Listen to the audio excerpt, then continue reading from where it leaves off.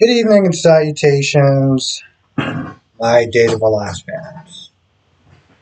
So, the one assessment that both Stefan and EJ says about Megan is that she's not like the other Damaras. Stefan was like, yo, listen, EJ, Kristen, you know, we got our limits, right? Megan is an entirely different breed. And when when Megan told EJ, because at first EJ was about to sit there and throw out the house, like Megan was having a conversation with Shin, and he overheard it. He was like, "Yo, you sneaky trying to plot against me? Well, I'll just kick your ass out." And he was literally about to sit there and do it, and she was like, "No, no, no, no. I'm not plotting your demise. I'm plotting Stefan's." And she's not talking about killing him. He's like, "Wait, what?" Now, the whole time she's spent there trying to convince this man that it's a good idea, it's best for us, and we get more money, and this, that, and the third. The whole time I'm like, EJ, please don't do this. I was like, please don't do this. I was like, bro, I know that you can do some really terrible, bad things, but please don't cross this line. That's what I kept saying the whole time she sniffed there talking. I was just like, please don't do this. And finally, he was like, yeah, listen. He was like, I may be a lot of things, but we're not killing each other. We may scramble brains and things of that nature, embarrass them, get them fired, humiliating and stuff like that. But we ain't going that far, So he was like, I'm not doing it. And he walked away, and Megan was like, where you going? He was like, oh, I'm going to go warn Stefan. So, of course, I knew, at this point, everyone should have known what was going to wind up happening next. She picked up one of those giant-ass vases and said, beep, knocked this man over the head and took him into the Damara crypt while she exacts her plan. But, yeah, I just, I found it funny. Even, Stefan, he never met her. And he just already sensed, like, yo, you are... you know what I'm saying? Like you are a different breed from the rest of us. And that's something that I haven't watched the show that long, and even I'm sitting there looking like, yeah, he's I mean, don't get me wrong, I love my girl Megan, but Megan don't have limits. Right? Kristen is a lot of things, and people sitting there saying, oh, Kristen does have, you know what I'm saying? Like she does have her limits, So you got that going on. Stephanie and Gabby wound up doing Love in the Afternoon because I don't know. I don't know, and I don't really care. Meanwhile, you got Abe that's there looking at an old video of when he was running for office. And of course Fake Paulina comes in. I know her name is Kimberly or something like that. I'm just calling her Fake Paulina. Whitney, I think that's her name. I don't care. I'm still calling her Fake Paulina. So she gets home. My dude got questions. He's like, how can you sit there and tell me I was running for mayor? Like, what's going on? She make up this whole BS story about how he was only mayor for a short time. He got impeached. EJ, took him down. Came up with some proof that he was cheating. And that's when he was like, whoa. He was like, he knew. Like, his instance was in the tone. It's like, I would do a lot of things, but cheating for a mayor race, I don't see myself doing that, So a lot of the stuff that she was saying was just kind of out of pocket. So she made some BS, but it's like, oh, I gotta sit there and cook and stuff like that. You sit there watching Body and Soul, and I'm pretty sure whatever he ate and she ate came out the microwave. So my dude once again is not getting a home cooked meal. just saying, he's still not getting a home cooked meal. She's still sitting there pushing he was an ice cream man or whatever. Still watching the show, right? And there's a point where the show's meant to talk about two people that have amnesia, and I guess how this woman's able to get over on this person because this person had amnesia and stuff like that. And he's like, it sounds it's kind of odd that both of them just have amnesia.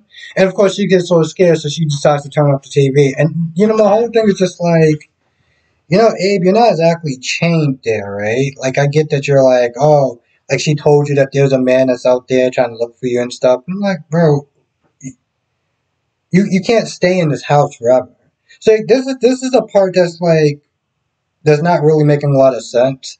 I understand that she said that there was danger by, but I'm like, you're very curious about yourself. You would think at some point that this man would have left and been like, all right, let me just find out what's going on, find out if anybody knows me and stuff like that. So just constantly ask my dingbat wife that keeps saying things that just seems out of pocket. This is the part where I'm starting to notice, and I don't know why it took me so long to notice that some of this stuff was out of pocket. It's like he was so afraid of his life that he just decided to stay inside. Like the dude couldn't just kick down the door at any point in time and just take him out. It's as much as I'm liking some of this story, and I'm trying not to inject too much logic into it. That blatant, obvious part is like, why don't you find somebody that knows you? Start looking stuff up. He found that he was the mayor at one point. You're gonna ask your wife, who you seem like you've been sketched out from the beginning, as opposed to, I don't know, going to the local library or something. Whatever. So you got that going on, and then you got this scene with Abe and I mean not Abe, Steve, John, and eventually Pauline get there. And to be honest, it legit goes nowhere. it literally goes nowhere because they still haven't found him. They talk about Whitney. Pauline is like, yeah, I talked to her, and she seemed like she doesn't know anything. My whole thing is like, Paulina, you do realize that she was the last person that saw your husband. You don't think you should have probably groped a little bit more harder than that? I understand that you're Snip saying that they're angels and stuff, but this is not any nurse. This is literally the last person that saw you. Like things. It's just things are just not really. Even for a soap opera, it's still not fully like. Yeah, so you got that going on. What else you got? I don't know why. I feel like I want to have some Popeyes today. Really want to have Popeyes today. I know it's kind of expensive, but damn it, it's worth it. um, Wendy. Shit. I don't know what these men saying him. So I sit there and I look at the character of Wendy, right? Before we get into this annoying scene, I look at the character of Wendy, right? Now, I'm a very left brain guy, you know. I'm not really about a lot of nonsense. And so, I try to sit there and look at it from other people's point of view. So, like with me, I find her to be very obnoxious, right? Very nagging and very. Ugh. But some people will sit there and look at her character as very snarky. There's a lot of people that like very snarky characters. Clearly, I'm not one of them. But it is just one of those things where it's like,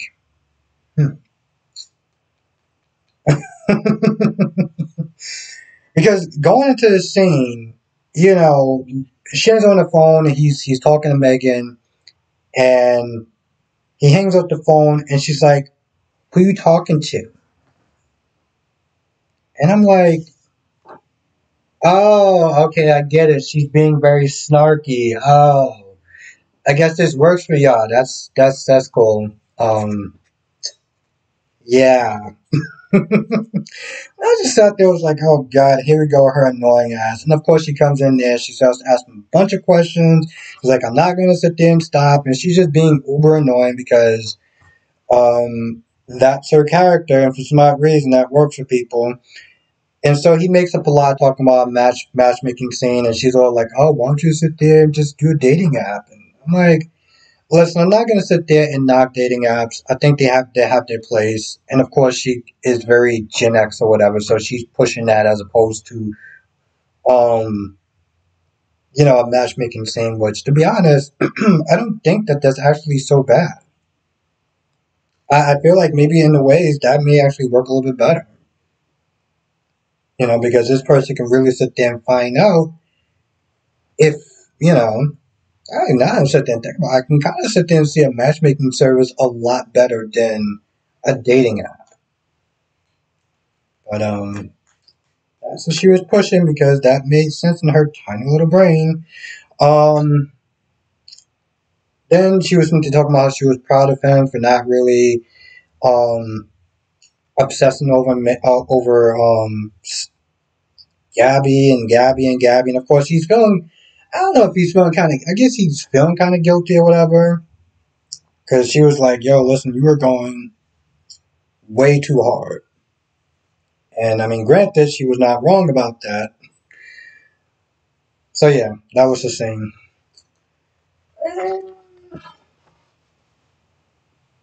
In a lot of ways, I'll sit there and say this. I miss reviewing Days of Our Lives. I really do. The last couple of episodes have been somewhat kind of fluff.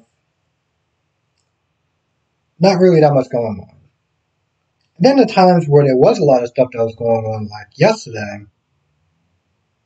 I think yesterday when you had Sloan, it just annoyed me. But I know this has nothing to do with today's episode, but I'm so annoyed with what they're doing with Sloane's character. Sloane is one of those rare comics, okay? She's badass, she's smart, she's good looking, and for some odd reason, she is willing to give this man a baby that clearly she's the only one that's going to be supporting because I don't understand how is she so needy for a guy who has no job, who is drinking beer at 12 in the afternoon, and she's all like, I want to give you a baby. What the? Like, I talked about this a little bit in my live stream yesterday, and I didn't really get too much into it because, we was jumping around from different topics, and I was answering questions and stuff, but I just don't understand what she sees in him. I really, really don't. Hell, I don't even understand what Nicole sees in him at this point. Nicole is good looking. She has a job. Okay, she has a child, and yet she still seems to talk about how she's pining over a guy who has zero income and practically is living with his parents. I mean, he's not living with his parents, but he's living in his parents' room or something like that. Um, I just don't get it. I'm like, yo, y'all can do better. Like some of the time, some of these like these love triangles, you start looking at some of the guys or whatever, and it's like, all right, yeah, they have good looks and stuff like that. Well, I don't know about Rich. Point is, but yeah, even like Rich, though, it's like okay, maybe some women find him attractive, whatever, fine. But how are y'all just not there dealing with that? I feel like with Eric's case is worse because at least Rich actually has money on B&B. Eric got no damn job, okay? Eric is like Tommy from Martin, okay? Maybe when he was a priest, okay, cool. But, dude, this is so stupid. I had to say, I know this has nothing to do with the video, with the review of today's episode, but it just bothers the living hell out. I'm not even going to sit there and say bother, it just bothers. I'm like, what are y'all doing? You can do better. I don't even like Nicole, and I feel like Nicole can do better. So what does that say? Anyway, I feel like that's pretty much about it. I can't really think of anything else. So if I did miss something, come to the live stream. Come to the live stream. We do it Monday through Friday, 8 p.m. Eastern, 5 p.m. Pacific. And I'm going to start listening to this in this whole caveat. But here's the thing. I really want to sit there and try to find ways to get the numbers of this segment of the channel more numbers. You know, people, you know, because somebody asked me, somebody was like, well, you know, it seems like you, but somebody asked me, it was like, you know, it seems like you like Days of Our Lives better than you like General Hospital. There's a lot of times that that's very true, right? Even though I grew up watching General Hospital, that's very true. But I do like General Hospital, and the numbers are just better. And I know it sounds kind of bad to sit there and say you're doing videos just for numbers, right? It's something I do enjoy watching it. But you also have to sit there and cater to your audience as well. And I want to do more Days of Our Lives reviews as well. So I'm sitting there trying to come up with ideas to sit there and get that done. So if you can share the video, any video that comes, any Days of Our Lives video that comes out, share the video. Okay? I would definitely love to sit there and do more videos on Days of Our Lives. Hell, there's times where even B&B has higher numbers, and I don't understand how it works. I really don't. That's just, yeah, I don't really get that. But yeah, if you could share the video, that would definitely help. You know, if I miss anything, come to the live stream tonight. We're gonna chop it up about all the soap operas, all of them. Days, General Hospital, Young and the Restless, and Bold and Beautiful. I always feel like I'm missing something, even though there's only 4 left. So yeah, that's, you know, if you could sit there and do that, that would definitely help. If you're on Facebook, if you're on Twitter, if you're on Instagram. If you're on Instagram, definitely. Because they always sit there and say, you never know who's watching. Just saying. We already had one person who came to the live stream, a GH star. So how cool would it be to have somebody from Days come to our live stream? You never know. Like my guy James always sits there and says, you never know who's watching. And with that being said, I'm going to go. I want to thank you for watching. Stay safe. Yeah, clearly I missed doing this Days because I'm at 17 minutes now? Yeah, I had a lot to say. Anyway, thank you for watching. Stay safe, and I will see you in the next video.